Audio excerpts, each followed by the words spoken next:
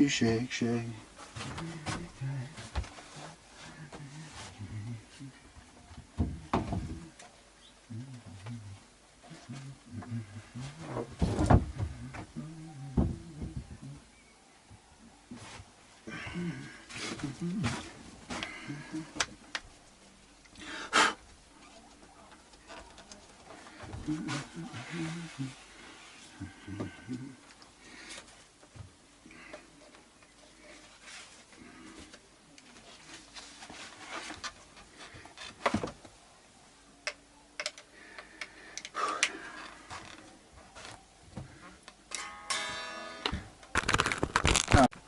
Oh, we're running now. I don't know. Did I even record anything previously? Who knows? Sam here, Real Love Guitars, and we have Les's Westfield Les Paul copy.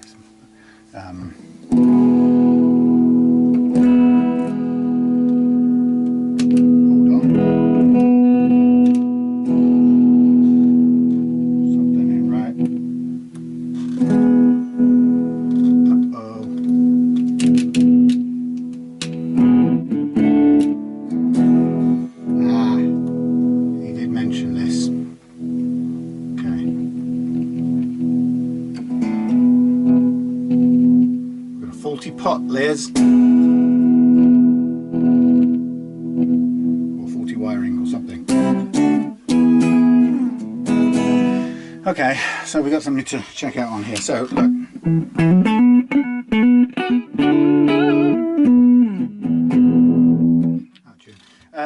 it's an interesting little project.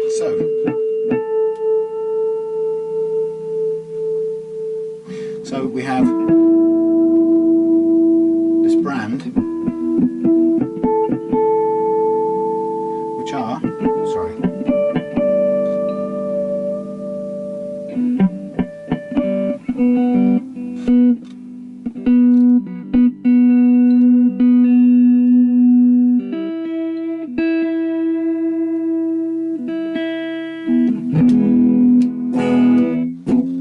excuse the sound. So we have Westfield, and it's surprisingly good quality Chinese manufactured Les Paul copy. Great looking things. This is quite a big heavy beast, solid I think, nice gold hardware. Ooh, hitting it. Oh no, that's on the neck. Yeah, so it's got a nice flat neck, probably great, about 16 inch or something. I think it feels a bit bigger than a 12.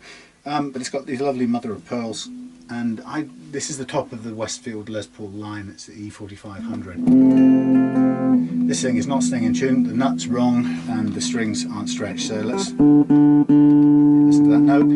Let's tune it to this.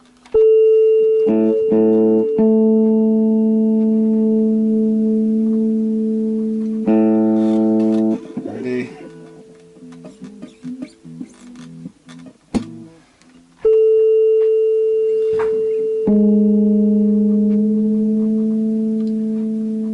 Much out of tune that goes. So that's a combination of slack in the strings and the nut being a bit crappy. I don't know what it's made of. I think it's a tusk nut, but it's still pinching the strings, as you could hear when I was tuning it up before. Typically it stopped doing it now, but it was pinging. We'll see if we can make it work. Otherwise we'll change it out for a bone one, which shouldn't be too much problem on this one. So there is a problem with the wiring there. We're going to have to get that apart and just have a visual look. It's very difficult to instantly tell by poking meters in. I don't even know how those meters work, to be honest, but black magic. Anyway, so the whole thing about this is, the challenge is interesting because Les has brought me several guitars in the past, and one of them has become his firm favourite guitar, and that is his Yamaha Pacifica, and it's the H model, which is a fixed hard-tailed thing, but he absolutely loves it, and so he's trying to challenge me. Could I make one of these two guitars take over the reign, or take over the crown from that guitar as his the guitar he just can't put down. So at the moment it's the Yamaha, but he kind of would like it to be this if possible. So that's no mean challenge really, because what we've got is a guitar that, okay, it's got an electrical problem which isn't great. It's got a fantastic look. I mean, look at the grain in there, and it is pretty immaculate all round, but it has a wiring problem somewhere, and it's got a pretty low action already. Although the first fret heights look a bit, they're a bit inconsistent. So I've got a feeling that this could. There's a few little places I can immediately see improving it, but if I was to do a quick look at the playing action that we've currently got on it before we do anything else, it's quite low. Could go a little bit lower by the looks of it, but only fractionally. But it's about how do we, what is it that we can do to it to make it the one that he goes to all the time. Okay, so that's a 2mm last fret action. So I just rub this off here and the previous one. So 2.0 going across to pretty much 1, which is about where you'd want to go, no more no less. But we can take down the bass side of it. Then let's just have a quick look at the amount of relief in the neck to begin with. Probably need a bit more bite on this here thing. Okay, so have a look down here, and that thing is as flat as you like. There's almost, I mean, there's just enough space to click the string, but it's virtually none. I mean, we could go to the lengths of attempting to measure it, and I would suggest it's be lucky if it's 1/10 of a centimetre. 1/10 of a millimetre.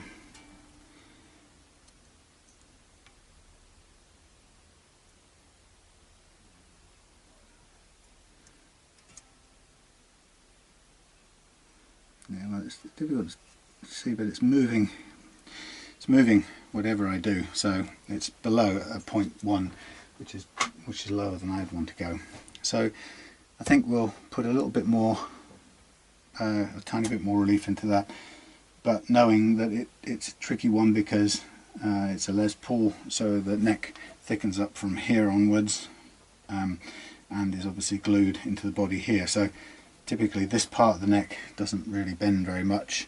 So if you do put lots of relief into this part, the more you put in, the more of a hump you get here, which is not too bad if it's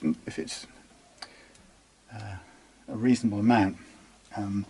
The fret leveling method that I use with the banana tool tends to just gently scoop that out without need for any kind of major corrective stuff. So when people talk about doing fall off or whatever they call it, kind of cutting deliberately backwards in a plane or a slope of going away from about 13th fret in this direction, I don't need to do that. So.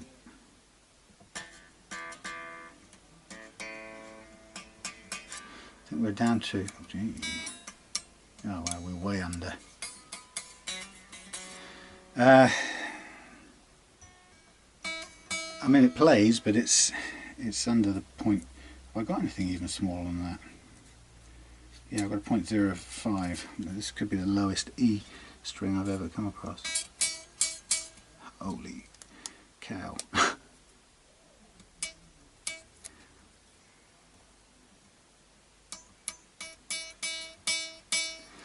That is just a fraction above 0.05 of a millimetre, 20th of a millimetre, which is lower than I would go. So, to be honest, this is a let's get this out of the game right away. It's too low on 3 of the strings, without going into measuring each one of them.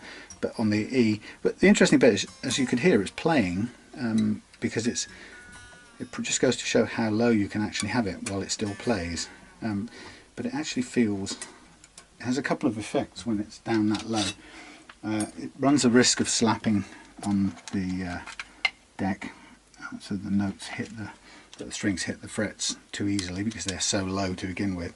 And the other thing, it can sometimes even start off hitting the string, hitting the first fret, in which case you get a kind of sitaring noise out of it, which isn't at all ideal. So what I'm going to do is, while we're at it, to knock off this nut, I'm going to need to take the cover off here anyway, and also I do want to put a tiny whiff more curvature in the neck than it's currently got, which I will do with the strings back in place and done up. So I'll do that first, but obviously I've got to get this cover off. So I'm just going to drop these back in place and do them up again. Yeah, I'm not sure if that is tusk. It sort of looks like it, but it could end up being plastic. So let's just tune this back up.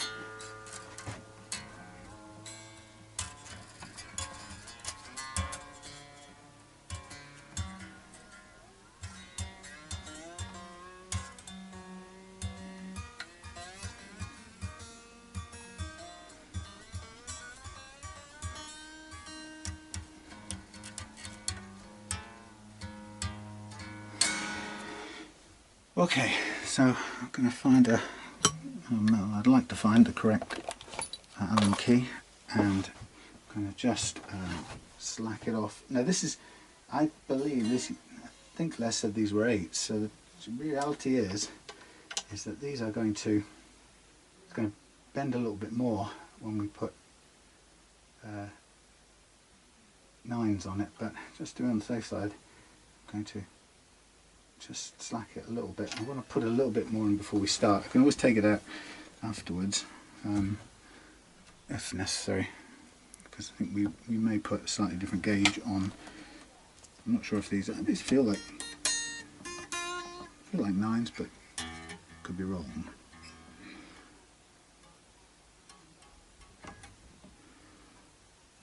Okay, a little bit more, not huge amounts.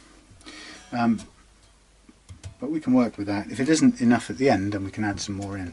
But right now, working with this, it doesn't. The only downside I have working with this at the point of doing fret leveling is that this kind of puts us under the cosh a bit. So we have to work harder to get that precision fret leveling done. Okay, so I'm going to want to knock that off. But before I do anything else, I'm going to flip this over and let's have a look in the back and see if there's anything that obviously jumps out and says, "Fix me, I'm knackered," which would be nice. Kind of much prefer it to do that than to be some complex thing, but I can feel it's the pot that feels like it's broken. But it could be a dry joint, solder joint that reconnects when you move it. Which is why it's doing a bit of full volume and then not full volume.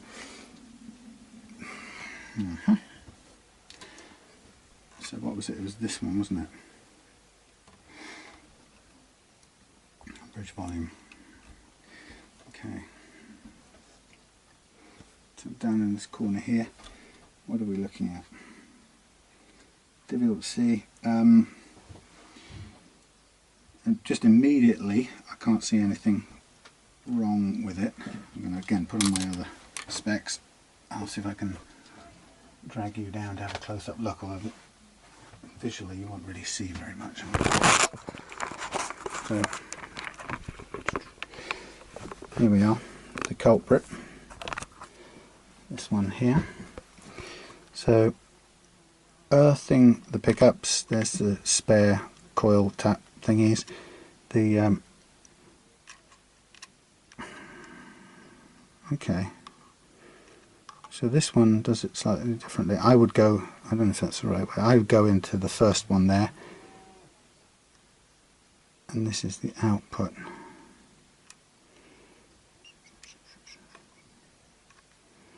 Okay, wait a minute. Let's see, let's just double check. Okay, that is the pickup, bridge pickup, comes in, and the hot is going into the middle lug, then it's coming out of lug number 1 and it's going to 2 places. One bit is going out to the switch and the other bit is going out to the tone pot. Now these things, what are they sitting on? Are they sitting on some sort of, they seem to be sitting on big washers of some sort. That's odd. Anyway, yeah, so they're that's just a different way around to wiring it. I wouldn't do it that way. I would go in the first lug and then hook for the input would go, the hot in my world would go into the first one, and then we'd take a jump across to, blimey, the tone. Blimey, it's different. Anyway, point is, I would, if I replaced this, I would rewire it the same way they've done it, because the wiring isn't, the sequence of wiring isn't faulty, but something is wrong with this pot. So the one thing I just want to check is how much it moves. So there's not a lot of physical, in fact there's a little tiny bit of rotation, but that isn't going to be a problem. I'm looking at this wiring doesn't look factory to me. It looks a bit, somebody else has done it. Okay, so I guess the way I'm going to know is I could either just replace it. It's going to be a 500k pot. I'm just going to plug this in again and make some noise. I just want to hear what it does. Like I say, it wouldn't be the way I would choose to wire it, but it's just me. You sort of get your habitual way of doing things. Okay, so we have a sort of intermittent, nice big volume there from the bridge pickup, which is the bridge pickup. Sorry, the neck pickup. And we have this sort of wimpy thing from the bridge pickup, which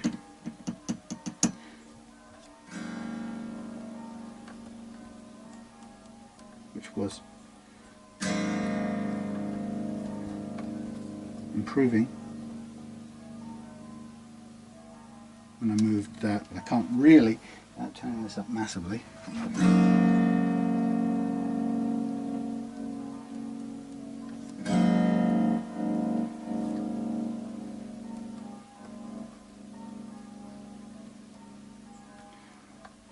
doesn't feel right at all. I think I was just going to need to replace that pot. That's going to be the simplest solution to this. Otherwise it's just going to be messing about forever trying to work out what's wrong with it. It's simpler to do a swap out. I'm just going to double check that the wiring is exactly the same on the neck pickup. I'll draw it out for myself before I do anything else. So we go earth to the top there, red to the middle, so live to the middle, it's the same. We've got the two whites, one goes out in a pair to the switch, the other one goes out across to the tone pot. Okay, so I'm going to draw the pot here. No matter how many times I've done this, I like to keep myself sane. So we go earth from the pickup, hot to the middle. Pick up earth and hot. Then we go this one's back on itself. Let me get my black one out.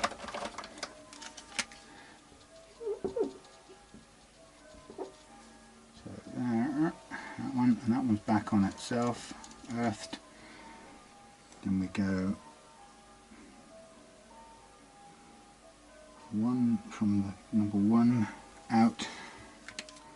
So from number one out, we go one out to the switch and also one across to the tone, and that's both a pair,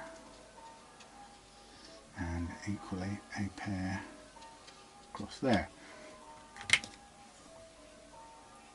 That's got 2 on it, that's got 1. Okay. So let's find us a, which one they are, 500k. The volumes are, they've got volumes as B's and tones as A's. Volumes as B's and tones as A's. Let's see what we've got. A's, B's, 500s. B's and 500s.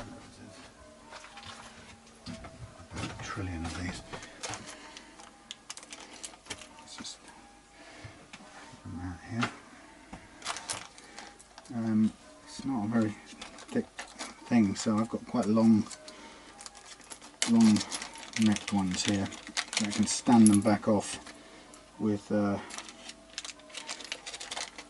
washer or two. Okay. Have we got any shorter ones? No, they're all the same size. 500k minis. Let's try one of these. 500k minis, previously used, pre-owned. I'll keep with the new one. That's okay. 500k minis. We have there. Okay, so this one I'm going to double-handedly pull off the thingy. I'm going to then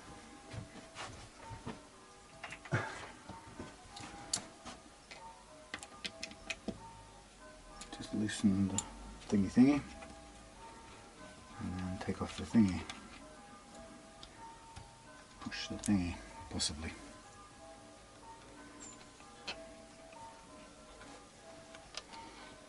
Wiggle, wiggle, wiggle. Okay, so it's got one of those, one of those. Okay, it's about the same size actually. That's good.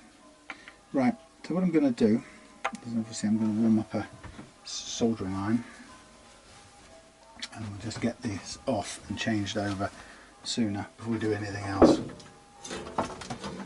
If there's something else, if that doesn't work at that point, then we're in trouble.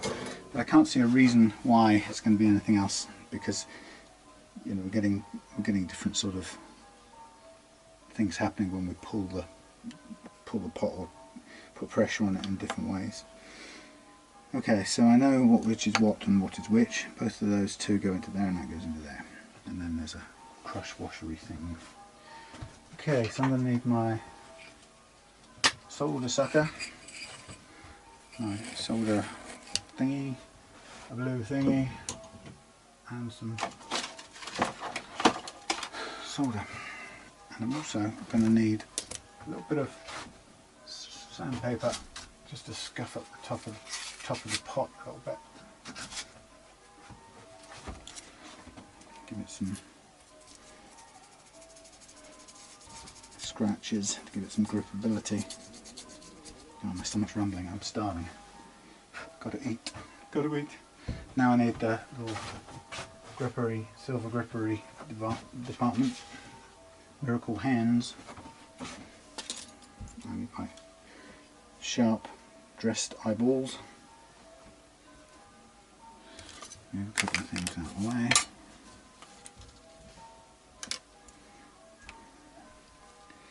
Right, let this continue, let this heating up, letting this heat up. You running? Yeah, you're running. Okay, so we're just going to basically place this one pot and just double check it.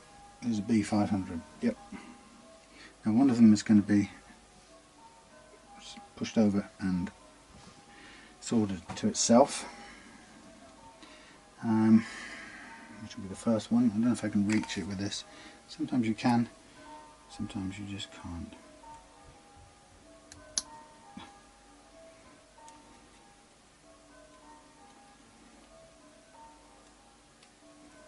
No, maybe, yes, maybe. Possibly.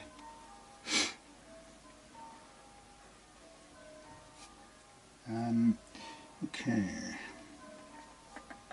What I'm going to do as well as well is I'm going to get a bit of this here tape. I'm just going to put a little bit of tape around here. This is a really nice finish. There's no harm in just putting a little bit of paper protection around it if you're going to solder in situ, which you kind of have to some degree or other. So it just is a little sort of insurance policy, you know, if I were to drop a tiny bit of solder in here, then it's going to just bounce off. It's not going to do any harm.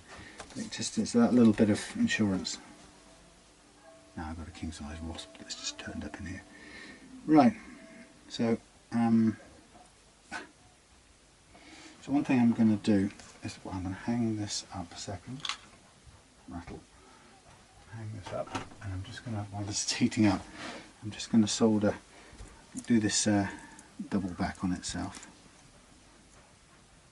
Get that ground thing grounded, ground lug, and then what I'll also do, I'll put a couple of pre-prepared blobs of solder on top, so that I can just kind of go straight to it when I need to.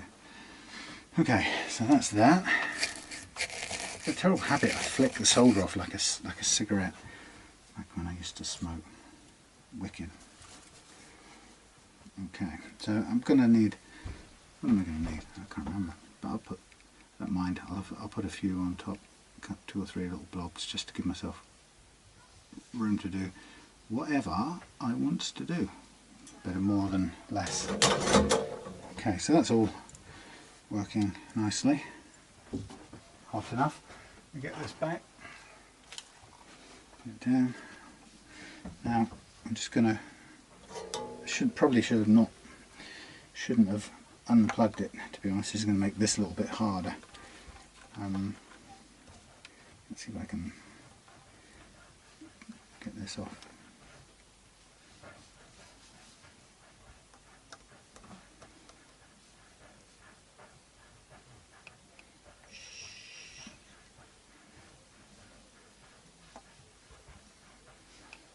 Yeah, man.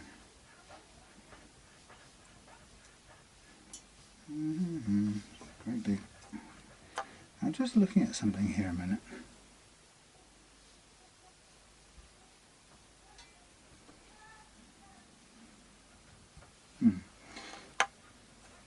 I'm just looking at the grounding on this, and I'd probably overkill it when I do it.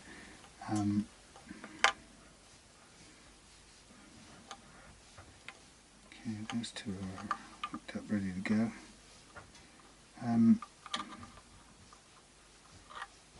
just want to be sure. So the red's in the middle, right? We're going red. Oh shoot! Red in the middle. Red in the middle. Come on. Thank you. Right. Just want to be sure when this is done up that this is grounded. So that, okay, that grounds to that one via the blue wire. They are all grounded. That's good. Right. Panic aside. Okay, so where are we going? We are going. Maybe we can do it. Okay, we want. There is the thing. There is that.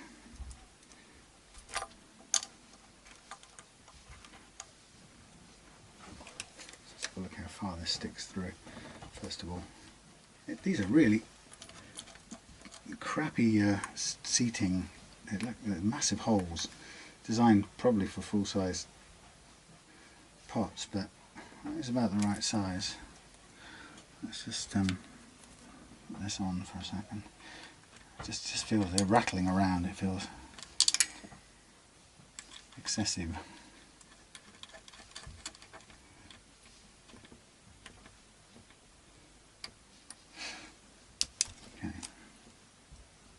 Looks like it will sit okay. So there we have it. Now the first thing I notice is there's a great big wodge of wood, routing wood, that's been left behind, and it kind of gets in the way right there. So This is a deliberate stop, but we're going to have to wire it in situ like that, which you can't see obviously. Okay, let's just pull out the things I need to be able to see. So first of all, let's have a look at the earths. We've got 2 earths there, another earth here, and 2 wires, 2 hot white wires. So let's try and get the 2 whites into this thing. They've got a great big blob of solder on them, which is either going to help or make the whole thing impossible. But they are going to go into this first lug. I don't know whether it's technically lug number 3. Sorry, it's not a good view for you. So holds the end, heats up the solder and pushes it through, he reckons. That is through. It's not what I call rock and roll. Hey, I need to get some more solder. Doesn't feel like a good connection yet, so I'm just going to go in and try and lay a bit more on top. Great, so one of them's come out.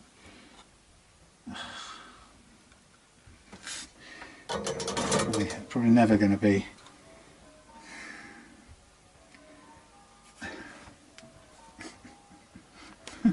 so this is far too boring for you, so I'm going to, I think, right, this is going to be difficult. Let's take both of these out. Let's clean up and start again. I think I need so little room actually. So it's these 2 little white wires, Mike Myers, have got to go in together through this hole, and I could stand a chance of getting them through if the hole was visible on the thing. Pop.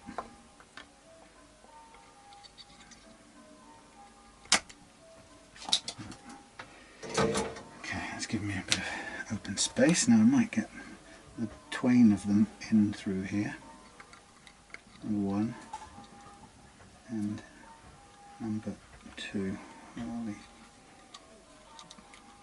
It's all a bit fiddly, as they always are, but doubly fiddly because it's already been soldered, so nothing is a clear piece of wire designed to go through a very small hole knot. So can I get this single bit of wire through? Chances are no. So possible way around this is to just clip this offending great lump off and hope the smaller bit will go through.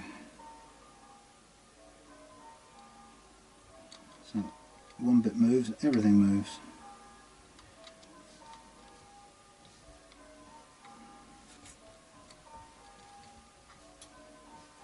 Come on through here. This just refuses to go through, it's too big. Hey.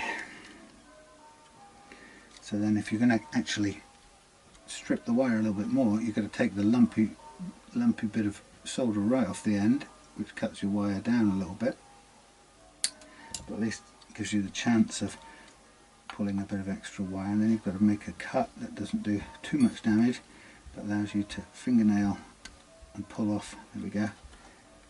Spare bit of plastic. So now I've got one here that should go in.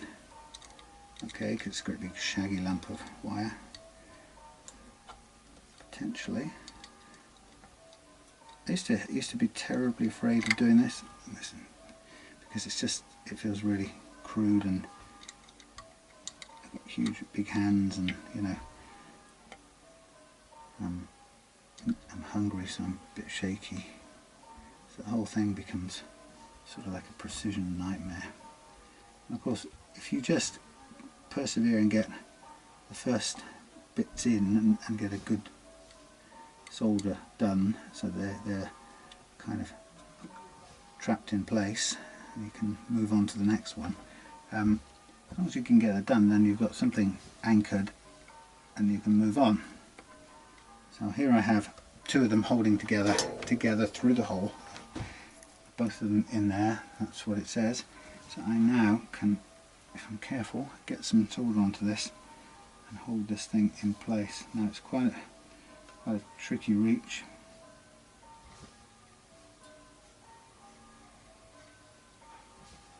And what happens often is you get this damn stupid bit of solder smoke. It comes up and blinds you so you can't see what you're doing. Right, now to me that appears to be in place. I can cut off any excess. So that's the two whites put in place. Now I've got three earths pretty much going. I'm going to put them to different places since I've got several blobs of solder to play with, and I don't have to fight for space. That means I don't have to try and physically crush down 3 bits of wire onto one spot. So I can heat up this one and make it sit down. All sit down. So press it down. That's number one. And the next one I will end up pulling down 2 wires together. These are 2 earths. Holy crap, I'm running out of space now. That's on there, that's on there. I need to get the red one in here before I put anything else down. The red one's going to run out of manoeuvring room. There she is.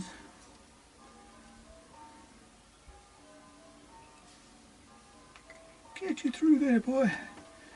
Now, sitting there okay.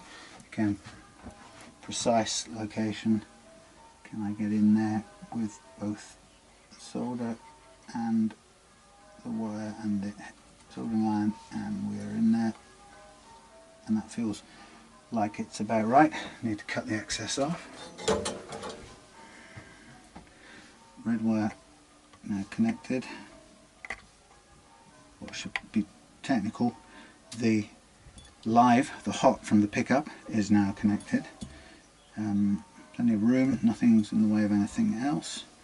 Now I can yank over, I've got to pull over these 2 earths, which are, it's the pickup earth and the switch earth, and pull them right across. And the key with all of these earths is to make sure they're far enough across that they stay well out of the way of any of the other live wires or hot wires anywhere.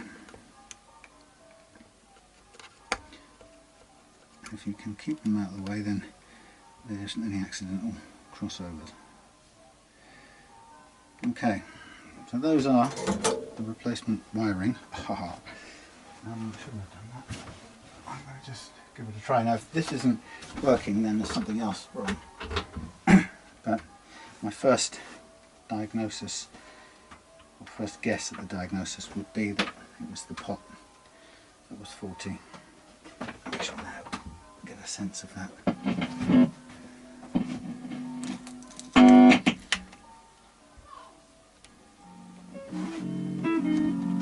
Okay, we're on the neck pickup. Bridge. Fixed. Worry about everything else in a minute. I'm going to take a break for some food. But okay, so there we have the thing, the wiring problem fixed. Replaced the pot, sorted it out. Now, the only thing, or the thing I want to do here before I do anything else is to just, if I can get a guiding finger in there, and I just want to do this up. Now it's going to try and move. I hate this when pots start to spin. This one doesn't have a lot of room, but I've got to stop it spinning so I can do the thing up. And do it up without it being able to run away. And I've also got to then check that it hasn't messed up any of the connections while I'm holding it flat, or still I should say.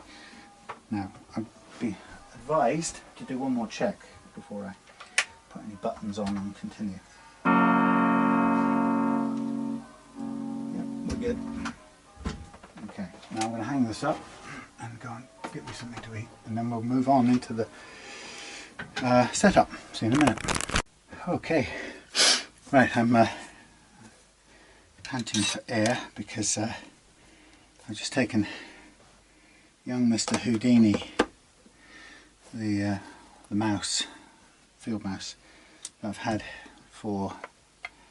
kept here now for about nearly a month, I think, all told, and he was a little field mouse that Yummy Morris's sister brought in, and I managed to get it off her, but basically she'd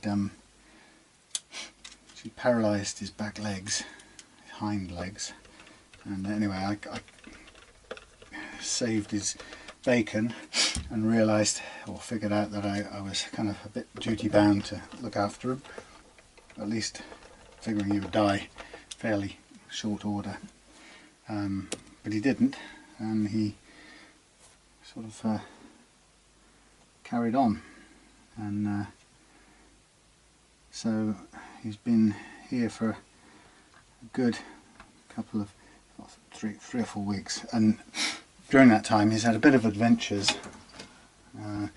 He's escaped being recaptured, and has now just been released into the wild, so he's gone to a better place. And I'm pleased to report that he took off pretty sprightly. He's not perfect in the back leg department, but he's got a fair chance of getting by in the wild. I've taken him well outside of the range of the cats, so that there's no chance of them bringing him back in. So he's away, off free. That plastic, horrible thing, yuck, straight in the bin. So yeah, he's off free. It was very pleasing to be able to release him, let him go, and then hopefully he'll either get along in the wild on his own a little bit, or if he doesn't make it, then at least he'll meet a natural end instead of being kind of left in a shed, which is a bit of a naff place to end up. But I don't mind. I'm pleased to have sort of preserved him long enough to let him go. That was the main ambition. And I just figured today was the day that I would do it. So there we go. He's off, back amongst the creatures of the wild. Now I'm going to put this nut on here, and the idea is to get it in as tightly as possible and as flushly as possible, and that's absolutely spot on, as is. As good a fit as I'm going to get anywhere. Yeah, lovely. So we've got a nice brand new bone nut on here. Now obviously the action now is going to be 10 miles high at the first fret, which is to be expected. So what I'm going to do now is just tighten up the middle strings just to keep the nut in place.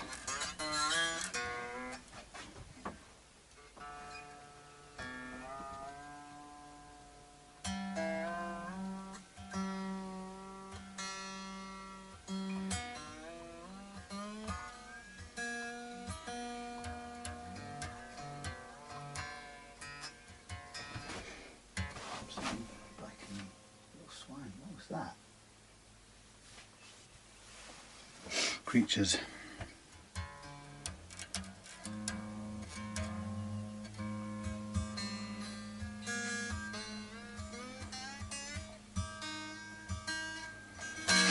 Okay, so there's our new nut on here. Fits absolutely spot on.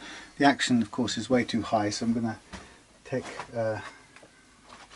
my files to that, and we're going to knock that down to the correct height before we go any further. Now this, to do this, I'm going to pick a we're using a 9 gauge, but I'm going to use a hybrid 9 gauge, excuse me, for the file set. So I want to go 11, 13. If I can find it. 11, 13, I've got two 13s. 11, 13. Then I want to go 24. I don't like getting it too small, so I'm going to go 24. 42, 10, 24. Then I'm going to go 32, 42, and then the final one will be 48. Okay, so that's my set. Now, because I've got quite a long way to work down,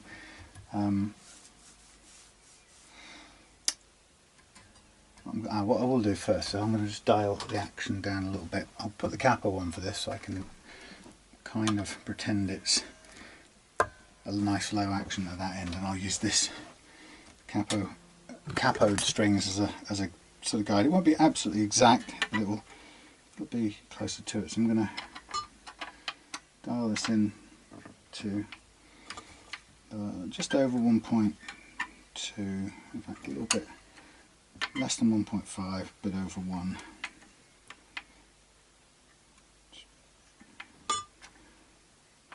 Just go there.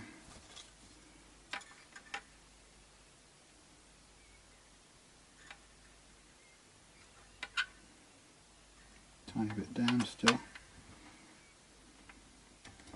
I'll leave it on the other side as it was. Okay, so we've taken 0.5 millimeter off the height, the overall playing action, or the last fret action. So now we're going to work on this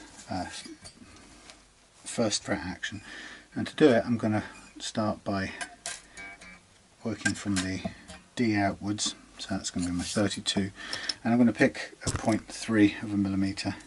Now even that is pretty low, that's my kind of de facto standard, but obviously it's going to be miles higher than the 0.005 that the high E was on to begin with. That was just so low, it was crazy. So okay, to begin with I'm going to take a fair bit down with this V file, and I'm just sort of creating a V slot which will allow me to cut down the more precise filing down at the bottom of the slot. Now this is going to leave the strings at the bottom of a fairly deep trench to begin with, but come the end, what I'll do is I'll take all the excess material off the top of the nut anyway, using the Dremel. So now I'm going to switch from the V file to the correct, or my chosen nut file, and it may be that I still need to keep going down.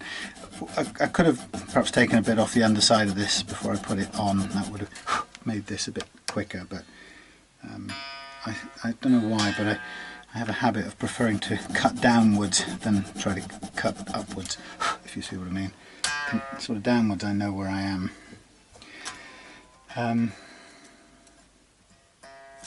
So I'm using a crude technique to get to a certain point, and then from there I can fine tune it with this file here, which I make sure is now cutting at the correct tilted angle of about 5 to 10 degrees going backwards. And it's because it's bone, it cuts really dependably well and predictable. I've got lots of room on this because it's a Les Paul, so I can flip it over and use the kind of less often used edge of it. Gives me a better cutting edge. Now I'm right on the, almost on the margin there, on the line, shall I say. So I'm just going to do a little bit more. And a fraction more again. Now this is I'm at the sort of spot where, in a way, I would like to be able to just use the V file a little bit more, but I'm too close to the mark to risk it. because it's a bit of a crude tool at that point, so I'm kind of carefully cutting down. Now, I always wimp out on my first cut, I don't know why, so there's still loads of fresh air, so I'm gonna take the bull by the horns and just keep going a little bit more.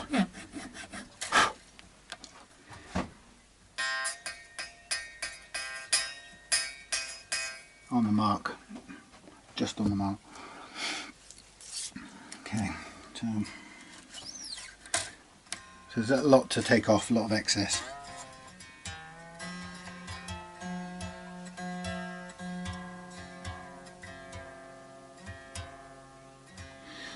Now, I'm just going to check something here. That's probably closer to 0.25 than the, yeah, 0.25. I'm going to go with the 0.25 because I've gone a little bit lower on that first one than I would like. And that's partially the problem of using this really high nut. Well, actually it's not an excessively high nut. What it is, it's a very high nut for the kind of low actions that we end up with. So just check that a minute.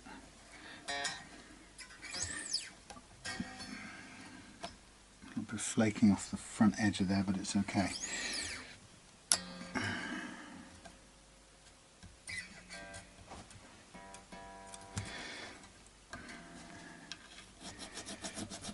So yeah, Houdini, the field mouse, is back in the wild, I'm pleased to say. No longer do I have to change the water every day and find him a new set of nuts and check out which he doesn't like and make sure I give him the ones he does like, and so on and so on. It also means I've got the tank back for whichever unfortunate creature the cats kind of bring in next. And there's already been a couple more since they've had to have temporary accommodation, but actually most of them have been well enough to go straight back out, thankfully.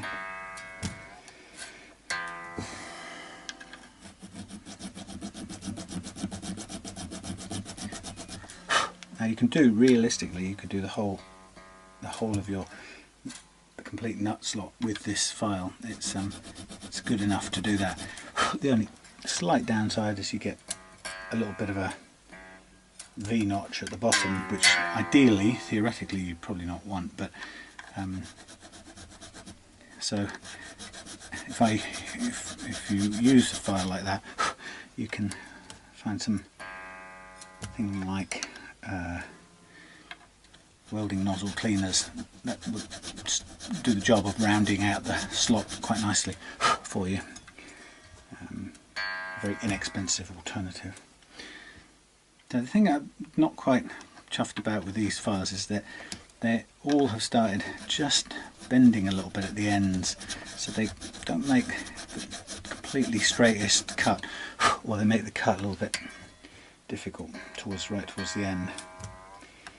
So it tempts you to turn over and use the far end, but in doing that you get a cleaner blade and then you suddenly overcut it.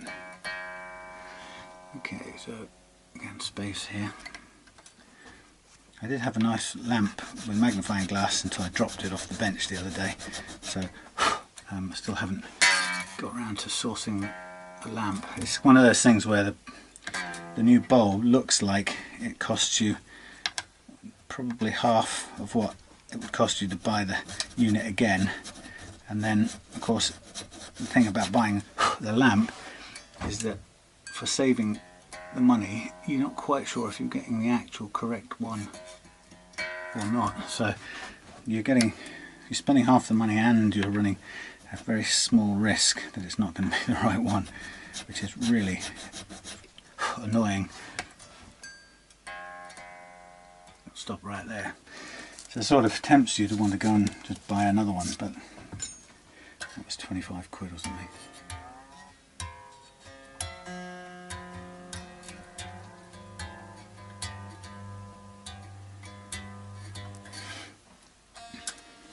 So loads of cutting down with this. I sort of cut more or less flat to begin with. A little backward tilt, but not too much.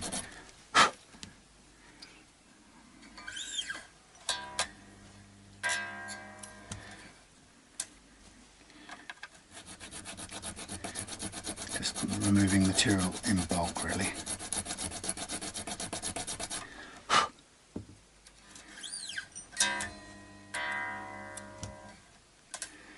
Okay, now we've got the 48, which is instead of the 46, so it's not a huge step up from the actual gauge of the string that we're going to use.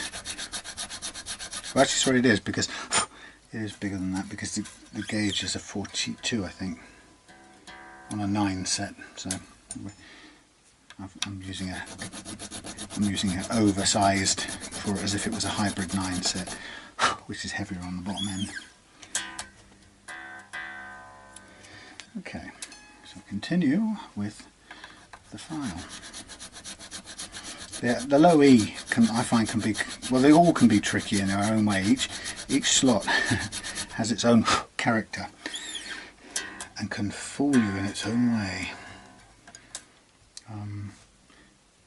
The low ones, kind of, there's so much material there, they just make you want to grind away forever, and then they fool you and you think you're there, but you've got loads more to go. But then you've got to be very careful you're not measuring it off the rolled off edge, but definitely above the fret itself. So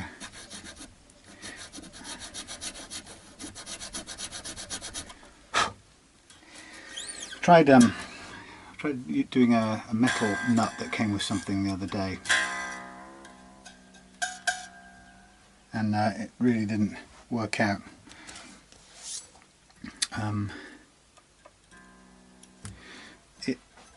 For some reason the metal, I couldn't get a curve on it, and the metal pretty much cut backwards, cut in a flat line, and so as a result we ended up with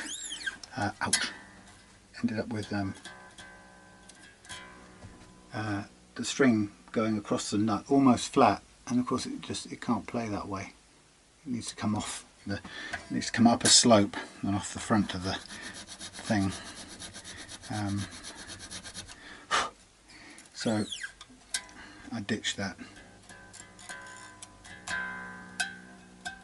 Okay.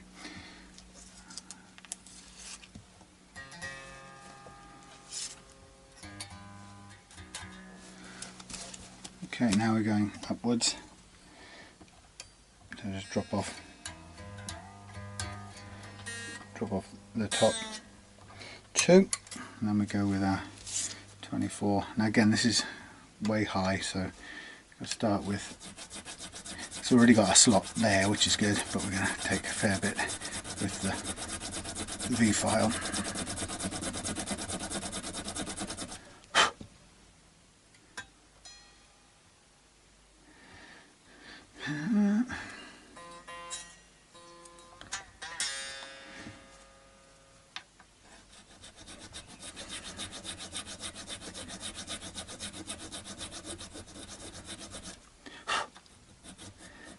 Difficult when the file isn't exactly straight, i.e. any time when it's not new, it gets quite difficult to cut.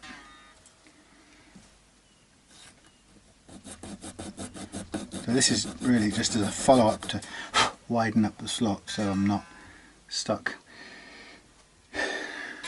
or it doesn't catch.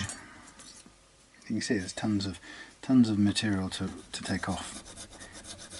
Once this is once the fret leveling's done, I'll take these strings off, no, sacrificial strings as I like to call them, and then when they're off, and you can then flatten back the nut and then do the polishing and shining up frets ready to go.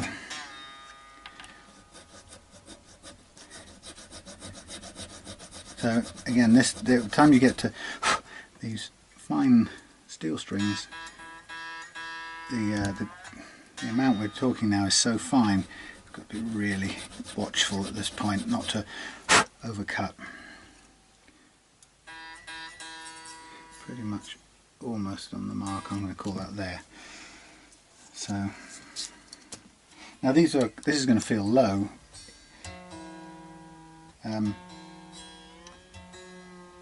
Even though the others felt low, this will be consistently low all the way across.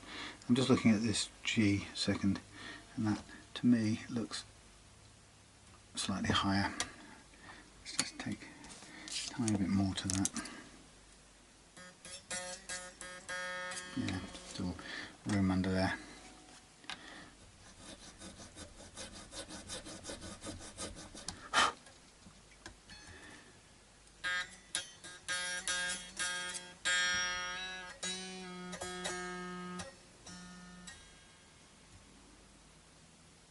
Yep, close enough. Okay, so now to the beat. Tons of room, as we expect.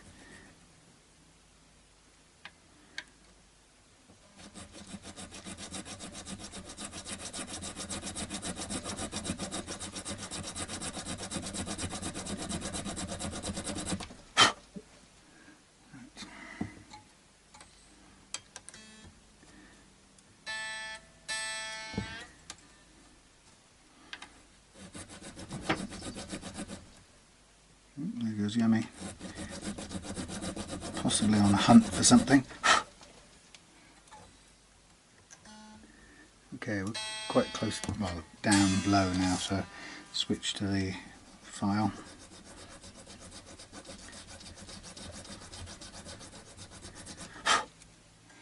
These are so narrow, it's hard to even see the actual slot they're making, so I can easily get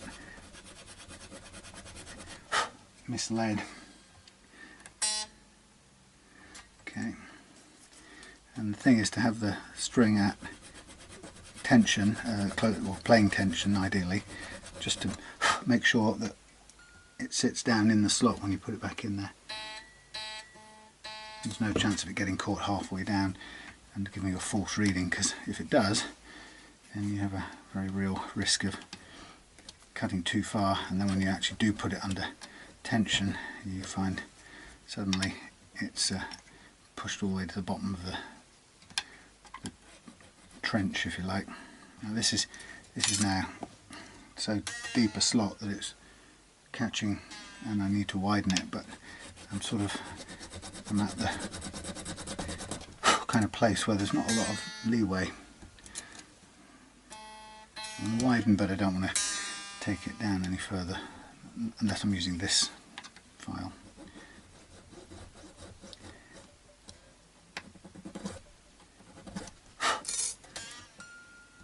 Getting very low.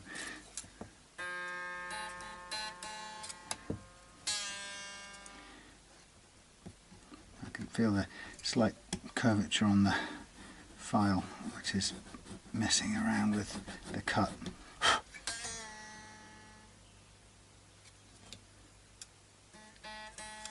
Nearly there.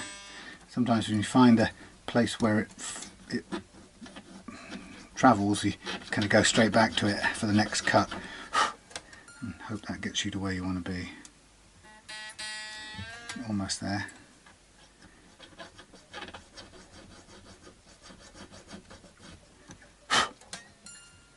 Okay.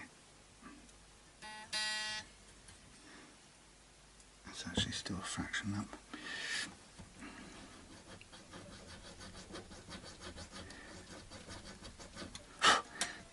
Such tiny clearances now. That's good. I'm going to stop there. Okay, and now finally,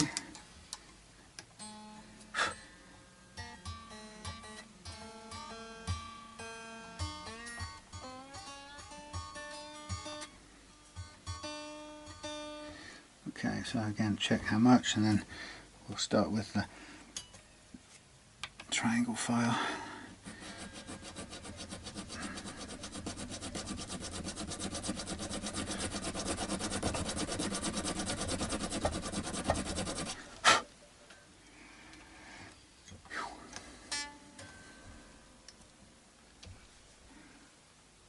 Okay.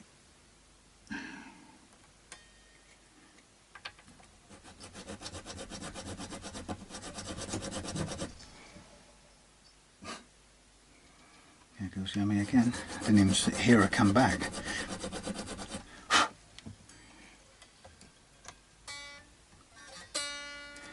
Okay, so we're on 11 now, and I'm going to start working on it.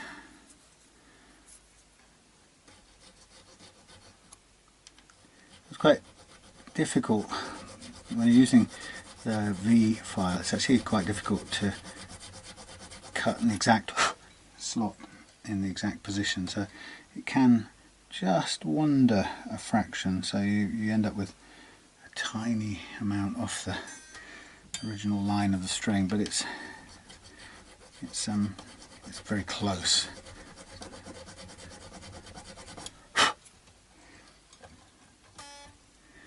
Okay, still room.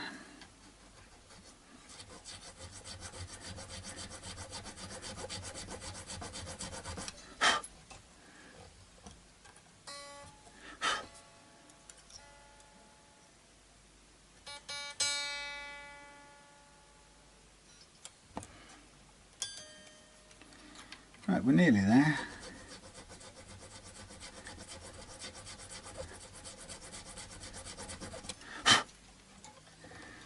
Almost.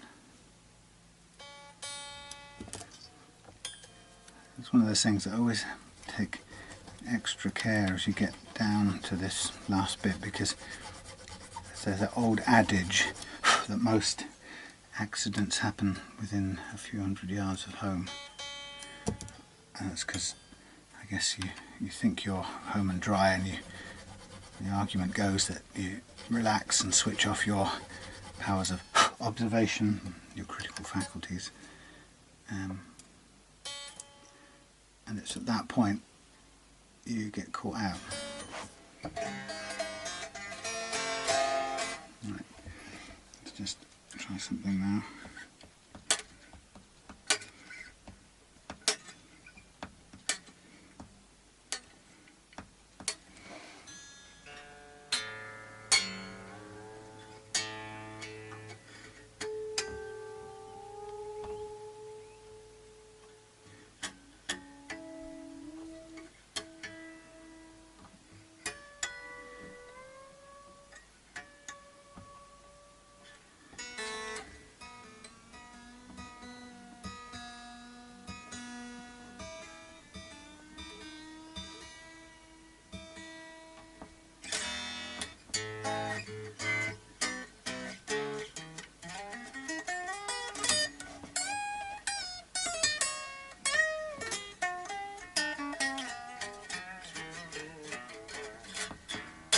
That is such a low action.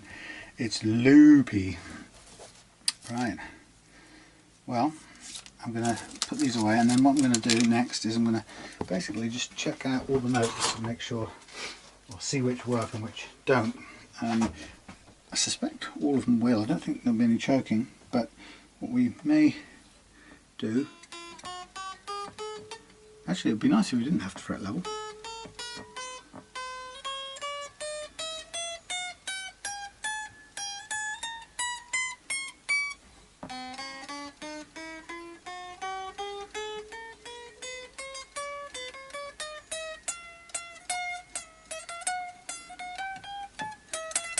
Mm-hmm.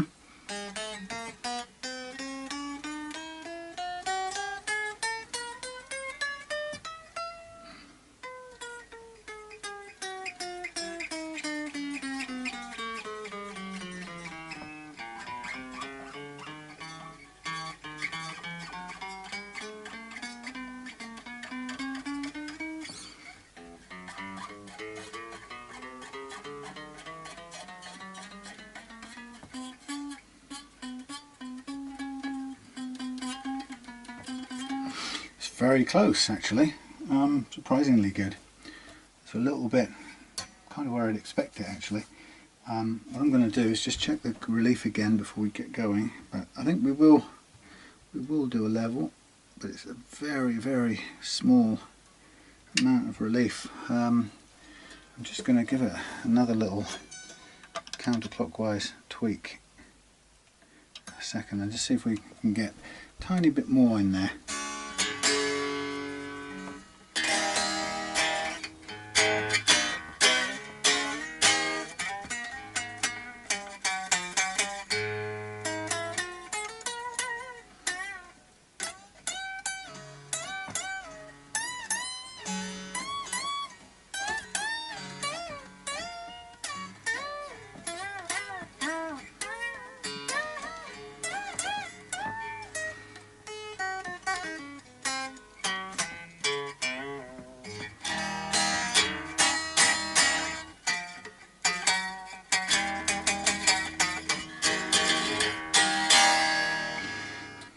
We are dealing with an incredibly low action, but I've got to make this the guitar that Les wants to keep and play on more than any other.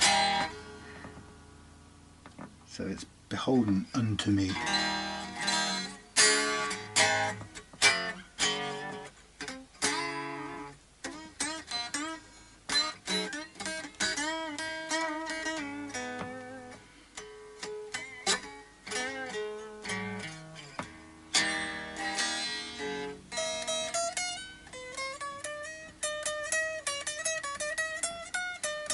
A couple of very minor points. Well, look, let's do it. Let's get it done. It'll be the lightest leveling in the land, I hope, but I expect it to need to take off a little bit at the top there,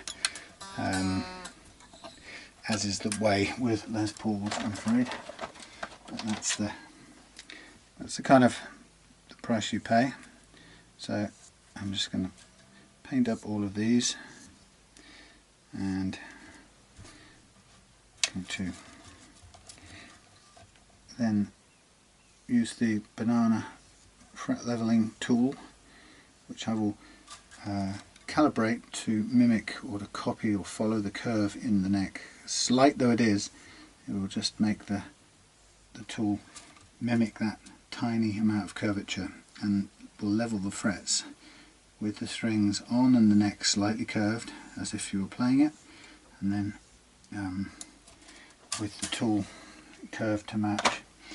And that is a couple of advantages. First of all, it's a little bit more accurate, and more importantly it's accurate because it levels the frets with the effects of compression at play, whereas people normally add that in afterwards, after they've leveled, when they load the strings.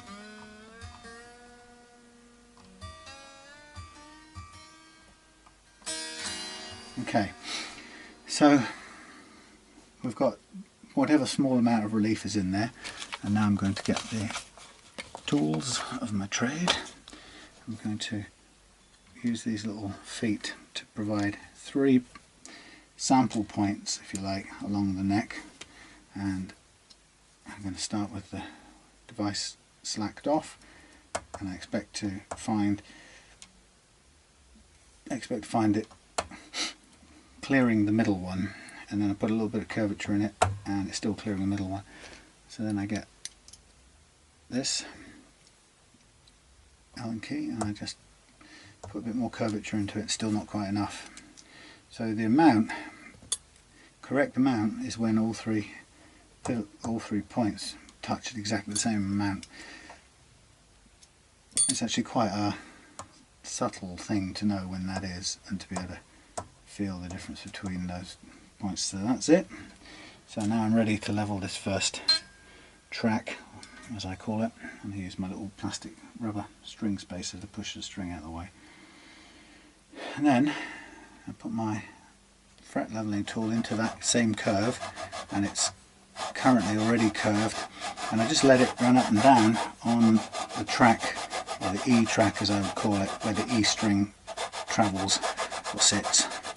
And I kind of go up and down the whole sort of part of that track between the E and the B, and then stop. And what I can see is cutting heavily, not cutting quite heavily, not much, heavily, not, some. So the fact that it's cutting a bit in 3 different places tells me it's calibrated correctly. And actually there weren't many notes that were in any way choking.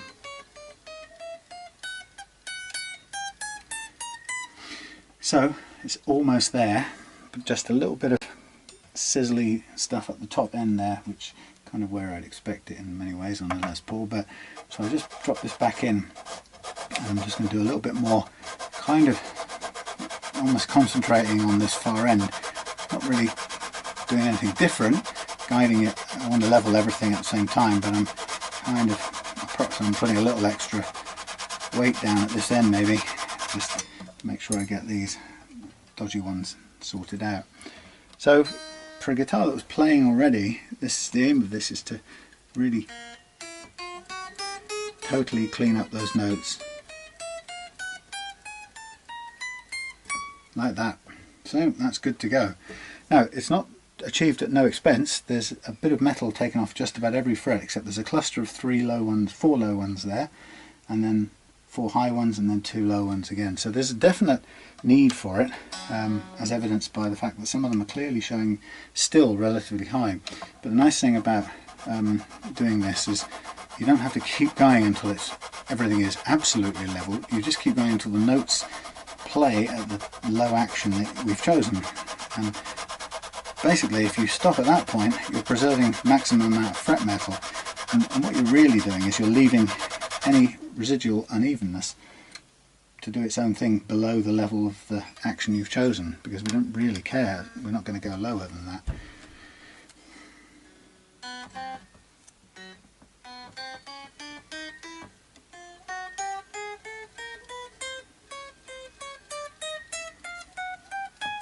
Tiny bit left at the top. So it's interesting when people do this for the first time, the amount of fret leveling or the amount of metal that it looks like it's taking off can look quite daunting, and once in a while I've had people who've kind of stopped at a point and kind of come to me for advice because it feels like they're taking too much off. And I think to remember is that it usually looks worse than it is.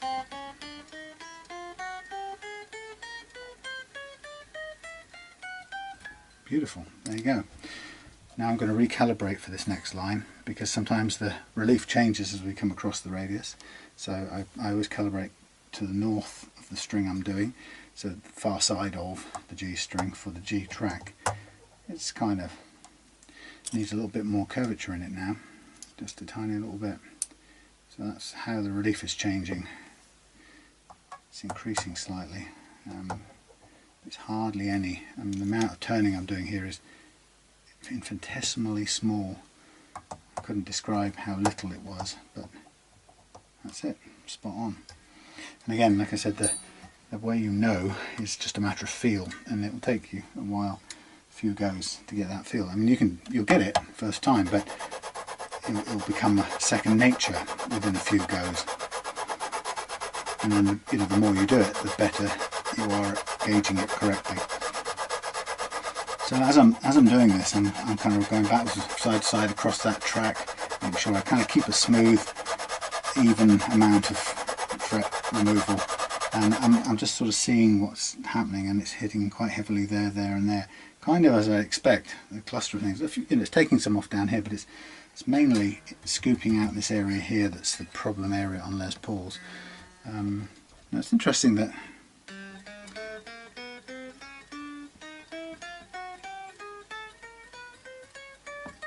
you can see from that I've got the drop of Les Pauls.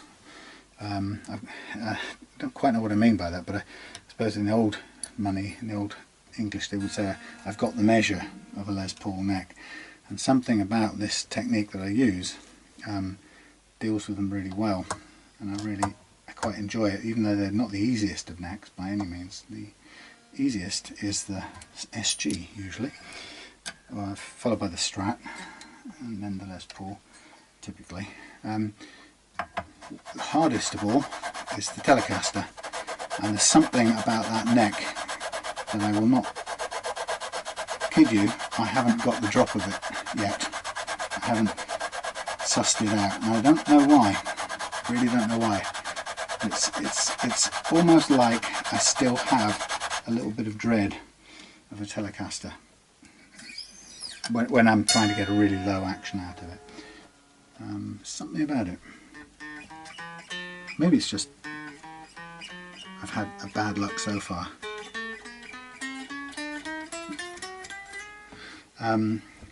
Whatever it is, it's a little bit jinxy in my world, so I have to work quite hard on it. And it makes me nervous. It's funny, that, isn't it? And it used to be that Les Pauls did, until I kind of got the drop of them, got their measure, and then I now kind of enjoy it.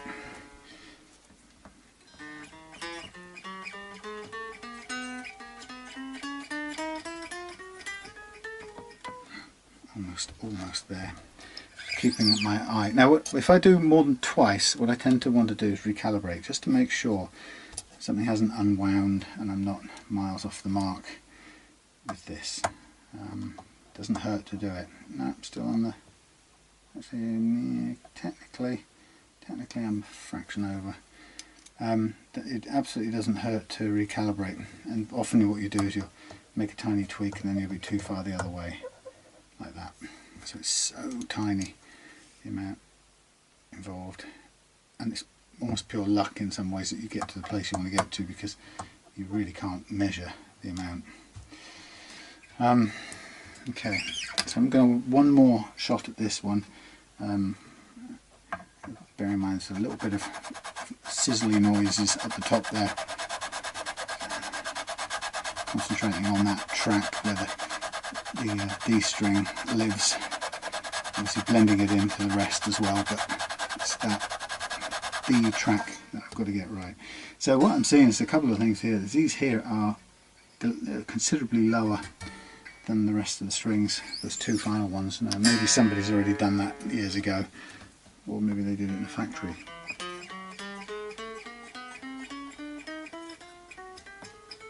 I'm happy with that.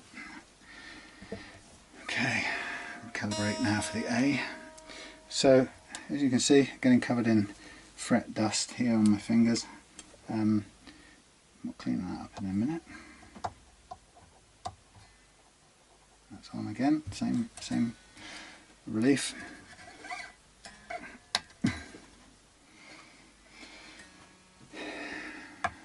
So mostly, to begin with, I'm just letting the gravity do most of the work with this. Go away, fly. And it pretty quickly tells me, I can read pretty quickly where the high spots are and the low spots are, because they do change across the radius of the guitar. And this is looking pretty consistent all the way across. It is, when you come down to an incredibly low action like this, you do have to work quite hard.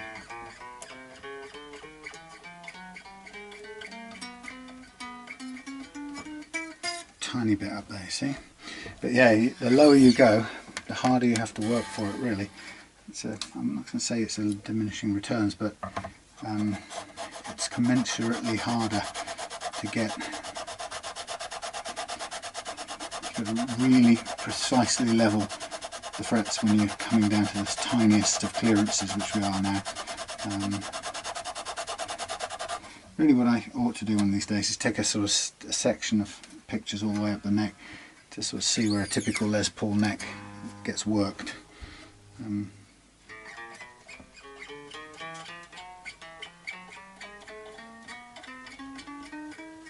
That's good enough for me. Just taking that last bit of sizzle out.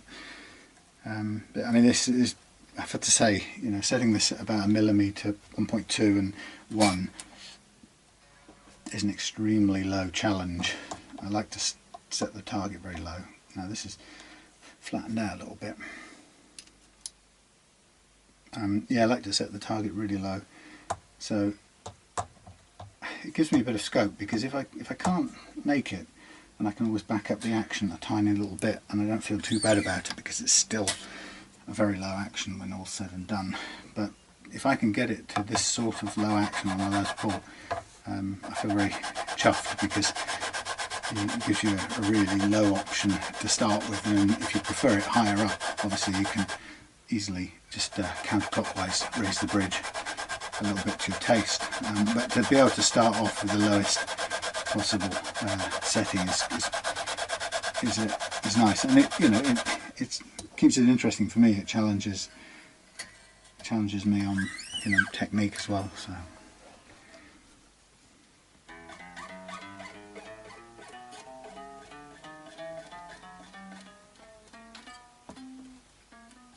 I'm happy with that.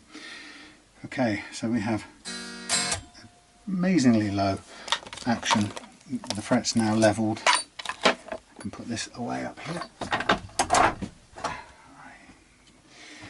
Now, in a way, the precision hard work's done. So now what I can do is take off the strings, and these have been kind of locked in a different way than I do it. But I'll take the strings off. And what time is it now? Okay, it's already gone 10. I'll hold off doing the nut tonight, and I'll finish it tomorrow. But the next stage is actually what I can do tonight on the quiet off camera is I'll do the fret crowning and polishing tonight, and then I'll do the nut tomorrow in the daytime, and then just restring it and do the intonation. So we're nearly. We've done the hard stuff. We've diagnosed the electrical problem, fixed it. We've done the precision fret leveling down to the low action, very low target action. Got it going. I hate it when it's done with this locking technique, because it's almost impossible to get off. I know that's the point of it, but yeah. So we've done the electrics, done the fret leveling. And now it's a bit of grunt work to re-crown the frets, to take off the flat spots and make them all a uniform arch shape, which they really ought to be, to play properly. And then, oops, I think I'll just chuck these away. Yeah, so that's the hard stuff done, and kind of boring stuff now I'll do off camera. So I'll round off the flattened frets and give them a nice arch shape, and then I'll use some different grades of sandpaper to sand the frets down and out to a shine, playable shine, and then we'll be kind of lined up for the easier stuff tomorrow.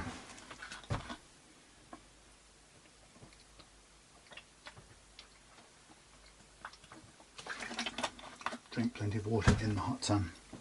Right. So, get my dirty old tissue paper for a minute and just pull off some of this dust. There's a lot of it about, but I don't need to worry about it really until the end. I think it's yummy as chasing moths and things. Okay, so to do this next one, I just mark up the frets again, and I'm going to use the StewMac fret crowning file to re-profile the frets, and I'll do all of that off camera. So I'll see you in another boiling hot day tomorrow, and yeah, catch you then. Hey, here we are, restringing the Westfield. So having cut the nut down, no idea what that was. Having cut the nut down nice and low, I'm now just stringing it up, and then after that it's a case of stretching out the strings to get the slack out of them, and then the final move will be checking and setting the intonation, adjusting it if necessary. That's interesting. Well, I can hear my stepson making very high-pitched laughter noises from his bedroom. That's weird. I'm just looking at the nut. The E appears to sit out higher. It's at the right height. It's just the way I've sanded off the top of the nut. Makes the the A look a little bit, or the E look a little bit higher out than the others. But it's just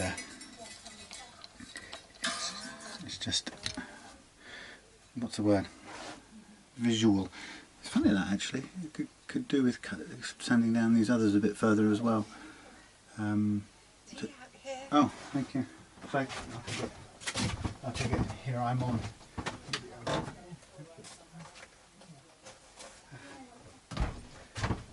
Tea and homemade flapjacks. Right, let's find a corner to put them.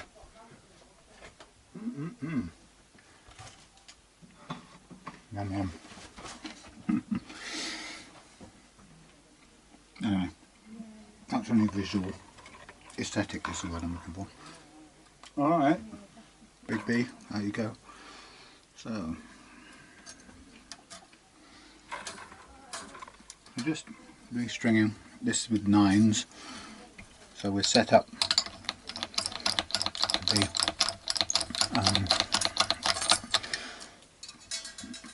with this set of 9s, the action should return exactly to where we had it before, and then we'll be ready to intonate. You have a choice with the bridge on the Les Paul whether you go with the screws facing forwards or facing back. It seems like the consensus is that facing forwards towards the nut is the conventional way of doing it. However, it actually doesn't make the slightest bit of difference to the performance of it. So I would always recommend do whatever you feel most comfortable with, bearing in mind the only thing that really changes is how easy or difficult it is to access the screws when you come to do the intonation. And personally, depending on how pickups are set, I find there's a bit more room with the screws facing the other way. But since it came to me this way, I'll do it with the screws facing the nut. But if it was mine, I would switch it the other way without hesitation. Just makes it that little tiny bit easier to access them for adjustment. And for those of you who know just how much I adore the Tune-o-matic bridge and its ease of operation and its precision and so on and so on, will know that I could do without Tune-o-matic bridge hassles. You'll notice when I'm doing this winding on, I'm keeping everything under tension as much as possible all the time. It just keeps it tidy and avoids anything coming off and untangling or uncoiling.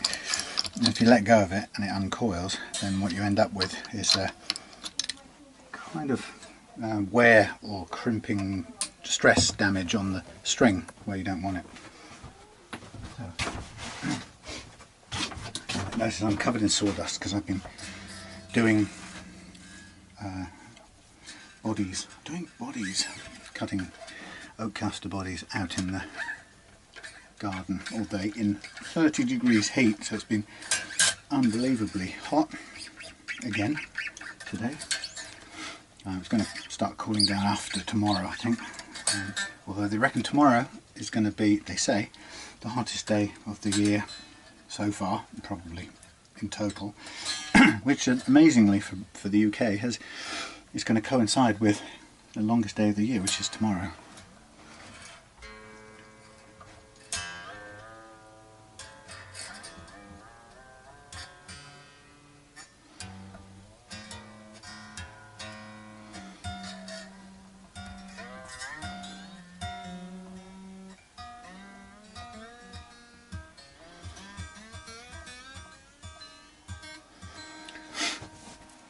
Okay, so right now we have the guitar in its kind of setup.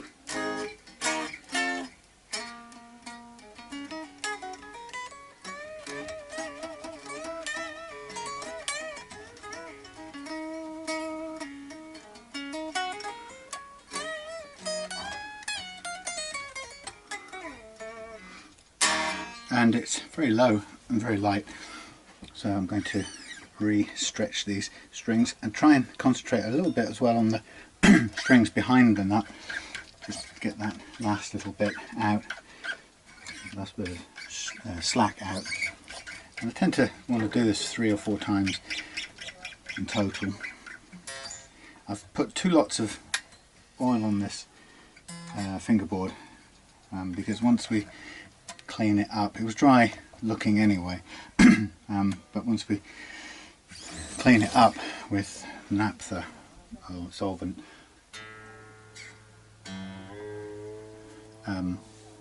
it tends to dry it out again, or degrease it I should say. So at this point, as I'm doing the tuning, what I'm listening out for is any creaking, pinging or creaking at the nut, because if there is, it'll affect tuning stability.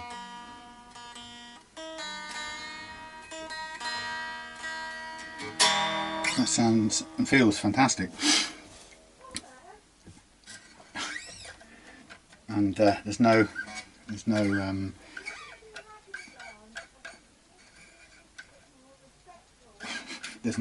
pinging, so it means the tuning stability will be great. So what this is Claire shouting at Thomas, who's up in his room being what he thinks is an agony aunt to some friend.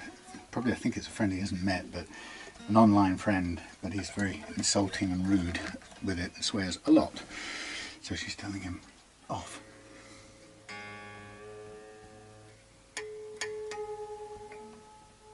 There's a ping there.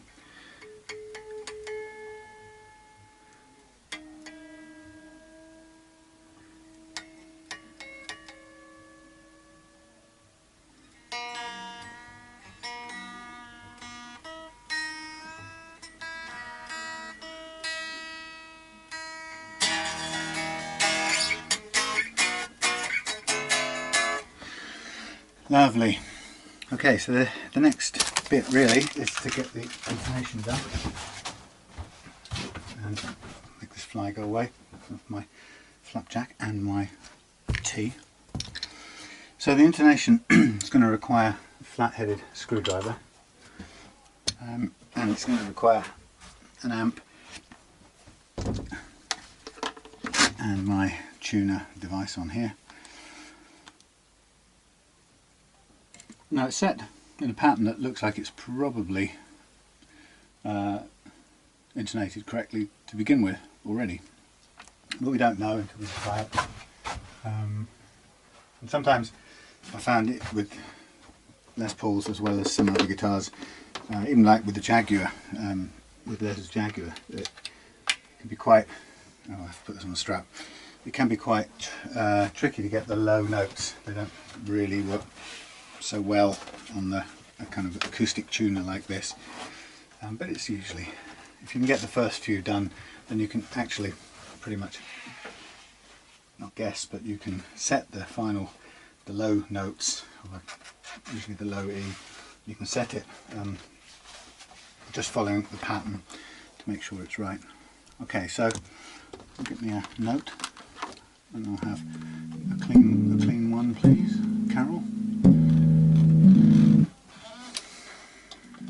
Fully working. Now we're just going to do the 12th fret harmonic.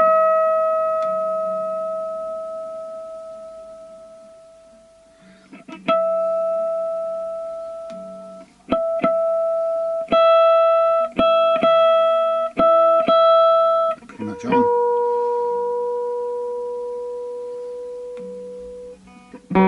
Sorry.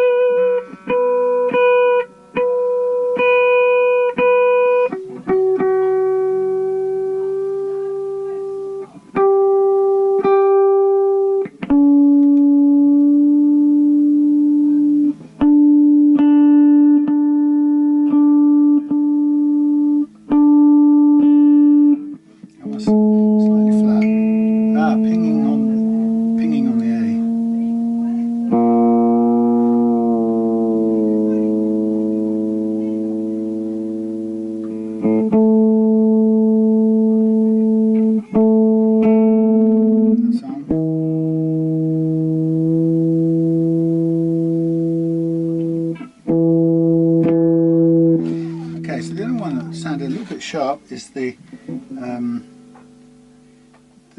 D, but it was fractional. Sorry, yeah, the D. And the A had a ping on it, which needs the slot widening just a little bit. And the D, okay. A and D, we'll sandpaper those.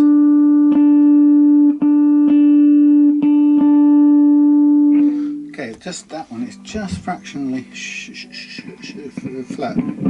So that means it's a little bit too long, which means I'm going to pull the little thing a bit closer. Which we can turn that off. And you can see it's just like almost impossible to get your screwdriver in and turn it without, in some way or other, gouging the slot on the screw. It's nearly impossible.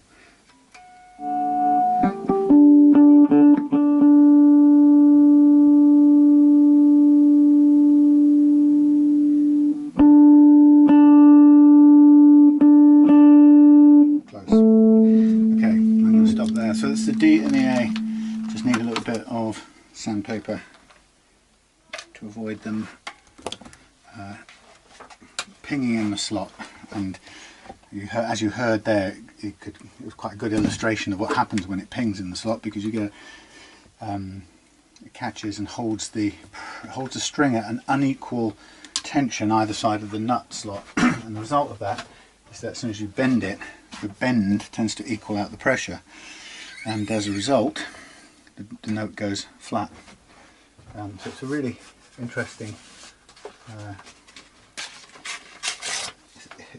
dynamic, because it actually has a huge impact on tuning stability. That little grab there of the string makes all the difference to tuning stability and to whether or not you enjoy playing the guitar, which is so important.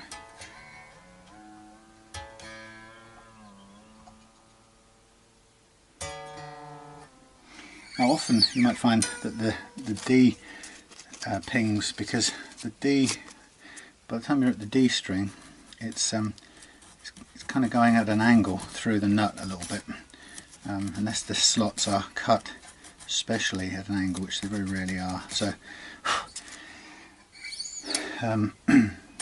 there's always a tendency.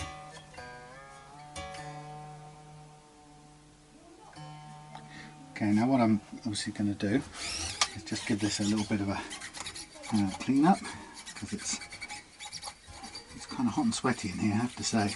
Even still, it's about 8 o'clock at night, but it's definitely not a kind of Apollo workshop, you know, the space rocket. Let's just get another note off here.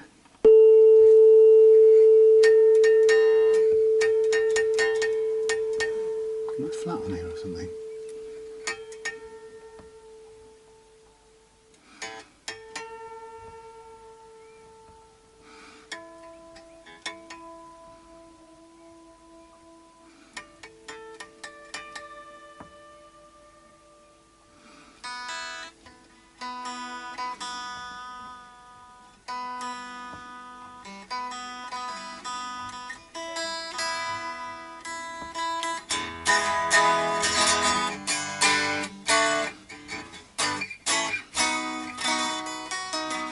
I'm going to just check a couple of things, because it's been a warm old day, so I want to see what's happened, if anything, to the neck relief overnight or during the day. See if it's changed any. And it's quite high now, you see. I made, well, relatively speaking, compared to what it was. It's not actually too high by any means. That's okay.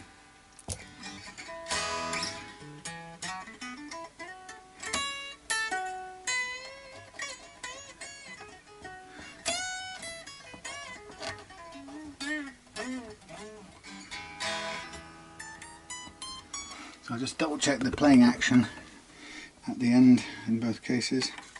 So that's okay, that's changed. May well be because with the bridge having been off, it could well have wound up and down a little bit, but we're a little higher than I would want right now, so we can go back to where we were, back it up, which is there, the pointing across the ways.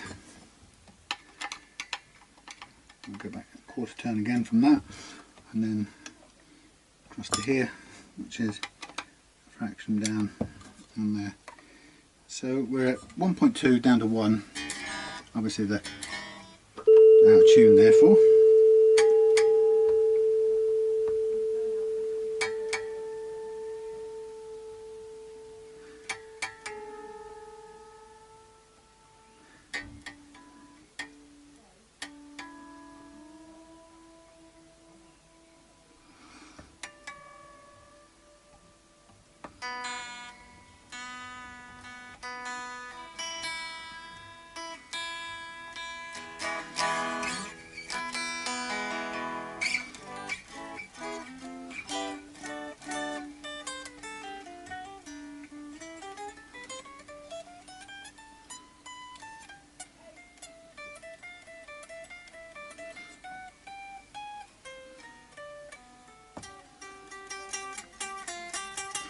Tiny little bit of sizzle there on that D. So I'm going to go up a fraction.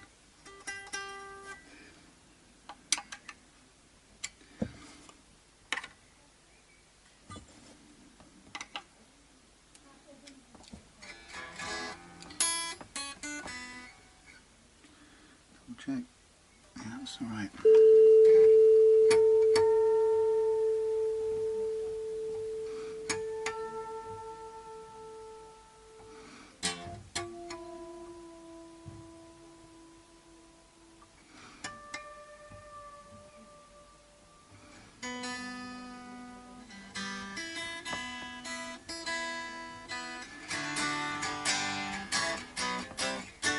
Okay, that's good. Find its sweet spot. Alright, so there we go. I'm not going to play any clever tunes on it. In the interests of time, what I want to do is I'm just going to throw that on the floor. In the interest of throwing things on the floor, I'm going to get a little bit of, I always need a pot lid for this, a little bit of that stuff, graphite. Too much, it's just like a waste. Then I'm going to slack the strings off and put a tiny amount in each of the slots, and I'm going to do this on the Jaguar as well. And my recommendation is never do this until you're sure of the free runningness of your slots. So if you've got pinging slots, don't try and do this as a solution to that. You've really got to fix that problem first with the sandpaper. And once you've finished that, then you can allow yourself the luxury of a little bit of graphite in the slots as a final sort of lubricant to keep things running smoothly. But you know, do try not to see it as a solution to the pinging. That pinging business is so important in terms of your tuning stability. Can't emphasize it enough.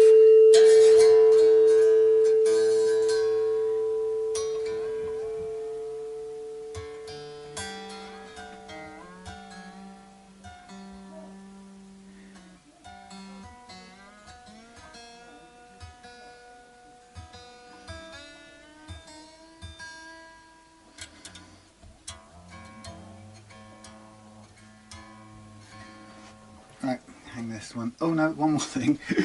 Put the truss rod cover back on. Yeah, so don't be tempted to try and cure any tuning issues with the lubricant. Not even that, whatever it's called. What's it called? String nut sauce or something. It will temporarily kind of ease the problem, but it won't do it long term.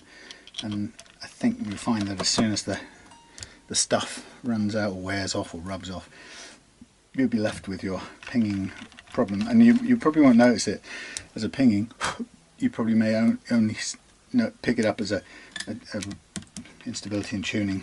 So getting this bit right is the most important thing of all. I'm just going to lift out this string because it's kind of in the way.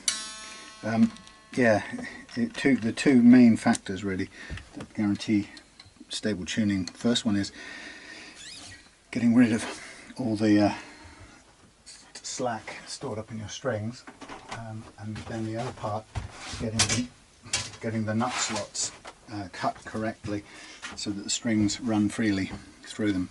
And if you can get both of those things done, then you pretty much guarantee yourself stable tuning throughout. And you know, it hit me once upon a time when I was first doing this that of all the things that mattered to me, and I hear people say this all the time, you know, when you meet someone who tells you that there's a go-to guitar they have, one guitar out of, you know, several, and they just can't stop playing it. They'll always play it to the detriment of the other guitars usually.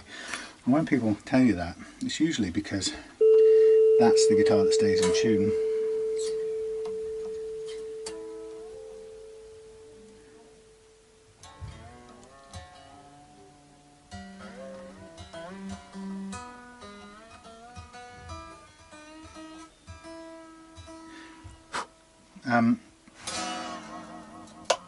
Oops. What's creaking there? Something underneath, and that's really weird. Something in the tremolo land. There we are. Anyway, so yeah, getting those two things right is the most important thing of all. And you know, if a guitar that plays and stays in tune is kind of the one you will go to all the time, then you might as well pay the attention it needs. So there you go, there's Les's two guitars, the Jaguar, vintage modified Jaguar done, and the Westfield E4500.